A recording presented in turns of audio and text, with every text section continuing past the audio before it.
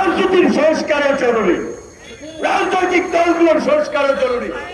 রাজনৈতিক দলগুলোর মধ্যে যদি গণতান্ত্রিক মূল্যবোধ না থাকে, রাজনৈতিক দলগুলোর অভ্যন্তরে যদি গণতান্ত্রিক চর্চা না থাকে, একজন ব্যক্তি যদি আমৃত্যু দলের সভাপতি চেয়ারম্যান থাকেন, তাহলে তো তার মধ্যে ক্ষমতার লোভ মোহ পেয়ে বসবেই।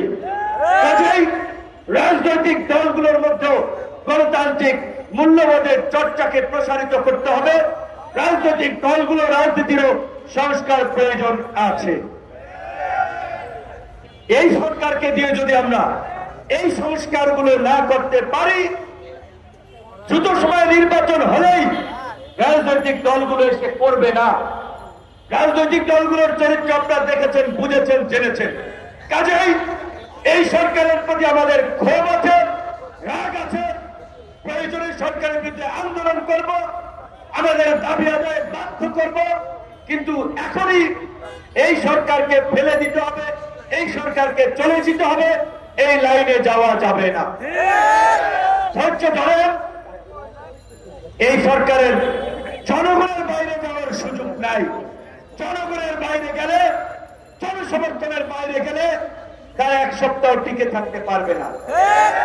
এটা তারা ভালো করেই বুঝে, এবং সরকারকে বুঝতে হবে কারা তাদেরকে নির্বাচনের জন্য চাপ দিচ্ছে আর কারা তাদেরকে সহায়তা করার জন্য প্রস্তুত আছে। সেটা বুঝে তাদেরকে পদক্ষেপ নিতে হবে।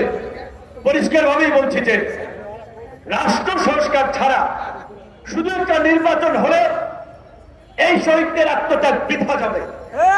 এই শহীদদের যে আকাঙ্ক্ষার বাংলাদেশ, সেই বাংলাদেশ আমরা পাব না। নির্বাচনের রোডম্যাপ এবং প্রস্তুতি চলবে, রাষ্ট্র সংস্কারও চলবে।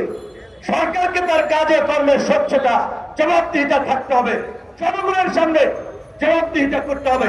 সরকারের উপদেষ্টাদের রাজনৈতিক নেতাদের মতো বক্তব্য দেওয়া উচিত না।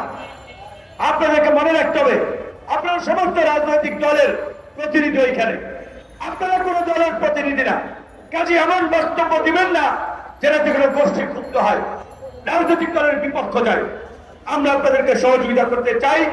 যুব অধিকার পরিষদ আজকে এই ভারতীয় আগ্রাসন এবং আধিপত্যবাদের বিরুদ্ধে এই যুব সমাবেশের মাধ্যমেও তারা আপনাদের প্রতি সমর্থন ব্যক্ত করেছে। ছাত্ররা জাতীয় ঐক্যের মাধ্যমে, জাতীয় ছাত্র সমিতির সপ্তাহ ঘোষণার মাধ্যমে সরকারের পাশে দাঁড়িয়েছে।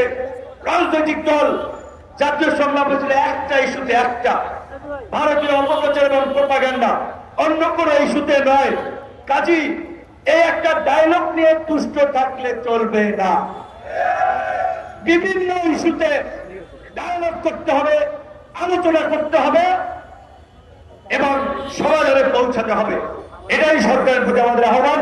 যুব অধিকার পরিষদের নেতৃবৃন্দকে ধন্যবাদ। আসসালামু আলাইকুম।